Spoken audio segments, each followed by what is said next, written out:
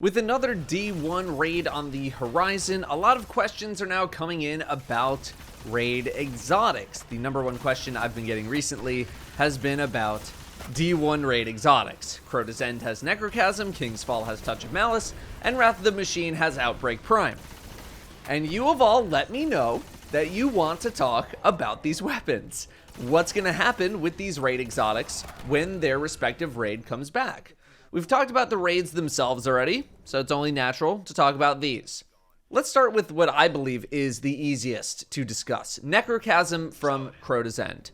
Back in D1 when Necrochasm first came out, it was a fun but non-crucial exotic. As a matter of fact, it was actually considered one of the worst exotics in the game when it debuted.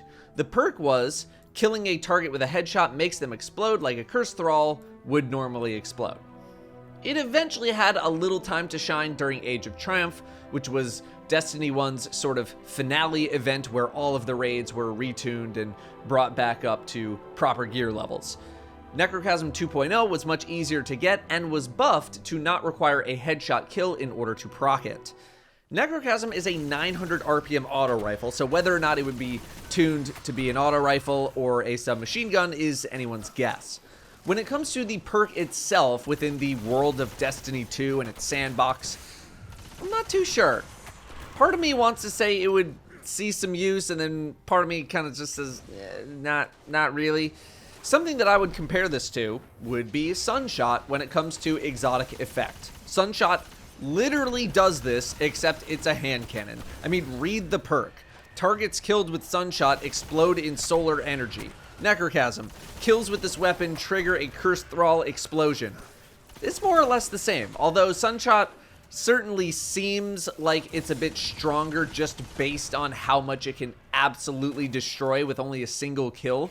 I don't recall Necrochasm being as explosive as Sunshot, although I had to actually go back to D1 and record some new Necrochasm footage, as the only stuff that I had was for old challenge mode videos, and yeah, it's not nearly as explosive as Sunshot. So if we bring in a weapon that is on par with Sunshot, but maybe not as good, does that get any use? I'd say it's unlikely outside of just kind of trying it out. I think it would be a bit more popular as an SMG versus an auto rifle as far as PvE goes. But if we made it into an ARC SMG, its main competition is now Risk Runner, because they're both ARC SMGs, and I think Risk Runner would be considered better given its chain killing capabilities, no reload needed, and its damage resistance, provided you're in a place where you can easily proc its effect. Plus, literally everyone has Risk Runner. It's given to you in the New Light quest nowadays. It's been around since forever. Everyone's got Risk Runner. With Necrochasm being a raid exotic, I definitely would want to see its power increased. Bigger, more powerful explosion. Definitely would want it to do an even bigger explosion if it kills a stronger enemy. You could even throw in some other hive effects. Give me a giant poison cloud that spawns where an enemy died. Give the gun an alternate fire to turn it into a night boomer gun after some kills. I don't know. Bungie has free reign with this exotic when it comes to rebalancing or even completely redoing the weapon, because the D1 version is pretty tame, if not power crept out of the franchise by this point. The flavor of the weapon is certainly pretty cool. The Cursed Thrall explosion, it's pretty neat. It was neat at the time, but its strength is nowhere close, in my opinion, to being what it would need to be to have a chance to thrive in D2's sandbox. I think something along the lines of Vex Mythoclast's strength is the bar when it would come to buffing Necrochasm. I think Vex would blow this out of the water. Touch of Malice is a much more interesting conversation. The perk is where the final shot in the magazine deals double damage, but that shot hurts you, and it also constantly replenishes that final shot until you reload. It's sort of like an alternate fire mode before alternate fire mode existed. You fire 10 shots, which all deal normal damage, and then the 11th and all future shots turns your gun into this double damage but also hurting you mode weapon until you manually reload it. Getting 3 rapid kills would start health regeneration. Touch of Malice felt like a super strong weapon in D1, but in reality, I feel like that was not actually the case, at least in the final year of D1. The year it came out, it was a lot better for reasons that I'm going to cover.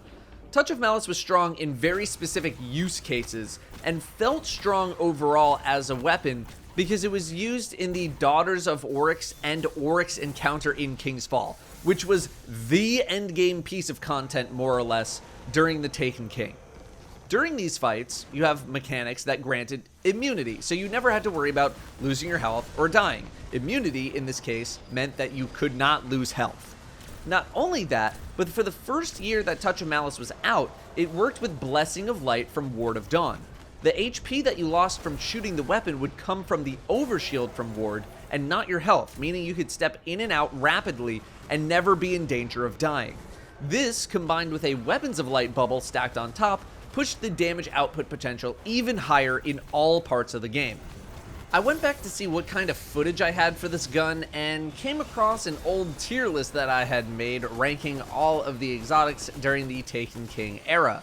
And my rating was basically in line with what I remembered about the weapon, as I had written a lot of this video before actually watching that tier list. If you could set yourself up for success with the blessing or immunity combo, usually in group content, then it was one of the best things that you could possibly do. But if you couldn't, you had to play much more cautiously. Apparently, I personally would have rather used something else in solo content due to the fact that I needed to monitor my health much more aggressively than usual, and I did not like that distraction. I also really wanted to make sure that my memory was correct in that people weren't really using this exotic outside of King's Fall with any sort of frequency, and I believe I'm pretty correct in that. The Blessing of Light functionality was eventually nerfed before the release of Wrath of the Machine, and I personally believe that it was nerfed because Bungie did not want people stomping through Wrath with this combo, even though Wrath still got completely obliterated in a couple of hours on day one. I initially hesitated to say that this was the dominant damage strategy at the time, but for what was the endgame content at the time, it was the dominant strategy, at least for 2 raid encounters, probably even 3. Daughters of Oryx and the Oryx encounter used this strategy specifically because the stars aligned. Immunity, infinite ammo, ease of use, damage output, and because of the insane amounts of flinch that you could experience if you did not kill enemies, which would cause you to miss with other weapons, which is much more punishing than an infinite ammo gun. Even bosses like War Priest could be one-cycled with Touch of Malice. I'm sure plenty of other raid bosses were as well, if we were even running the older raids during the Taken King era, which I don't think we were. I don't recall VOG and Crota giving leveled gear during that time specifically. I feel like I remember that. I could be wrong, but I feel like I remember that. Outside of King's Fall, or any sort of difficult group content really, this gun just did not get a lot of use, like in solo content. Sure, maybe running some strikes with a bubble you could do some stuff, but because you didn't restore all of your health when you got that health proc to happen, and because it hurt you to shoot it so badly, you had to pace yourself, and that just wasn't something people wanted to do when we had other good primaries that were more than capable of killing stuff very, very well. Now, I don't actually know why Bungie nerfed the Blessing and Touch of Malice combo. My theory is just that, a theory. But this previous Blessing of Light nerf brings up a lot of questions in D2's sandbox. Are we going to give Warlocks the ability to deal double primary damage as often as they're able to drop a Rift? What happens when you combine that with the Stag and Warlocks just potentially self-regenerate Rifts non-stop? You probably don't allow it, that's what. What about with Well of Radiance? That's even worse than Blessing of Light because at least Blessing you had to manually refresh the shield. I'm not as worried about stuff like Classy Resto because those are temporary seasonal mods and events, and things would perhaps be implemented with their combination in mind if that's the direction Bungie wants to go in. Would the Overshield nerf be reverted and now Titans can drop Overshield providing barricades to everyone? There's just too many unknowns right now to really give that much of an answer. Not to mention the changes that happened way back when, over 5 years ago. I don't think would really correlate to today's game. Philosophies and gameplay have shifted, and maybe the whole working with overshields thing is a completely different conversation compared to what it was way back when.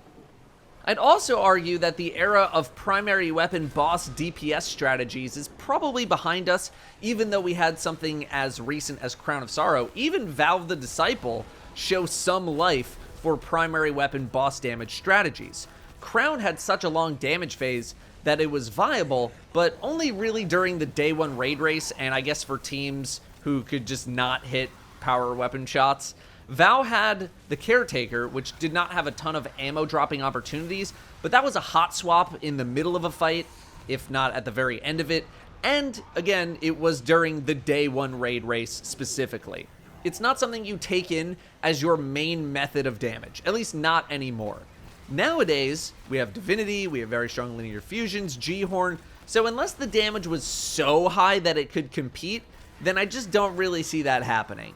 And if it was indeed that high, I don't know what would end up happening to the rest of the game other than just absolute destruction of everything, assuming that it would work with overshields, healing effects, etc., etc. We have one exotic in the game right now that provides a similar effect, Tommy's Matchbook. Tommy's Matchbook ramps up its damage if you fire it for an extended period of time. This weapon gets close to no use at all. It is one of the lowest use rate weapons in the entire game. I don't have the data to back that up. It's all anecdotal, but I am more than willing to bet money on it. It takes too long to get to the double damage part. Auto rifles are just sort of in general. You don't really need to fire the weapon for that long that often. And I'm guessing some people just don't like the fact that they get hurt while using it, even though the gun will not kill you, unlike Touch of Malice, which would kill you. There's also no one using Tommy's Matchbook for boss damage.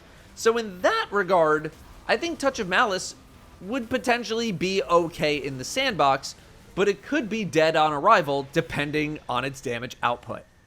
I think players would be able to take advantage of it much more than they could in D1 because the game is a lot faster, especially on PC. Proccing the heal effect would be pretty simple, although the damage would definitely be overkill in anything I'd say below a legend Nightfall in difficulty. And when you overkill that hard, and when plenty of other primary weapons can more or less replicate killing things just as well, well, then you probably have a Tommy's Matchbook situation, potentially. Now, would I take Touch of Malice over Tommy's Matchbook? Absolutely. And that's partly because it's a scout rifle.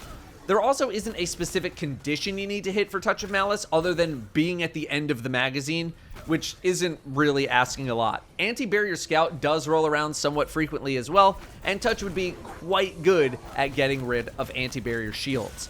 You can also take your time with Touch of Malice and much more meticulously place your shots versus Tommy's Matchbook, which requires much more active play due to how its specific perk works.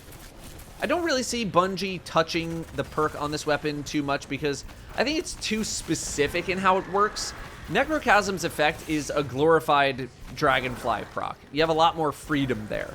Touch of Malice has an alternate fire mode before they were actually called that. It's not something that I think you could easily turn into a completely new perk, since I feel like people would want this gun to stay the same. I could be wrong on that. I don't know if people want the gun to come back as is, or if people just want King's Fall to have this be the raid exotic, but then it could just kind of come back as whatever. But if I were to guess, I'd imagine people would want the gun to be as close to what it was like in Destiny 1. Outbreak Prime already exists. It is Outbreak Perfected, which is Outbreak Prime, that has been tuned for Destiny 2 already. It's a very good weapon. It is a gun that I use somewhat frequently still. Does Wrath of the Machine need a raid exotic in that case? Do you make a new Siva weapon, a new exotic completely? People have suggested bringing back Young Wolf's Howl, which was the exotic sword that you got from the Rise of Iron campaign. I'd be more okay with that if we didn't already have something like the Lament, which is a pretty strong solar sword to begin with, combined with the fact that Young Wolf's Howl was more or less completely ignored in D1 outside of some very specific use cases. But that does mean Bungie also gets to have free reign with something like Young Wolf's Howl. They could change things up, or maybe just take what currently exists and make it way, way stronger. Does Wrath need an exotic to be paired with it for it to come back. Originally, I don't think I really cared that much, but part of the excitement of a D1 raid coming back is the potential of its exotic coming with it. We don't have much of a precedent for it. Just because Vault brought Mythoclast back doesn't mean all of the others will as well, but I think Bungie knows that these are very exciting moments for the game, and having those raid exotics return adds to the experience and the nostalgia of bringing back these raids. That is all the insight that I have on the raid exotics from D1 for all the people who have been asking me about them. Feel free to give your own ideas in the comments. Thank you very much for watching, and I'll see you next time.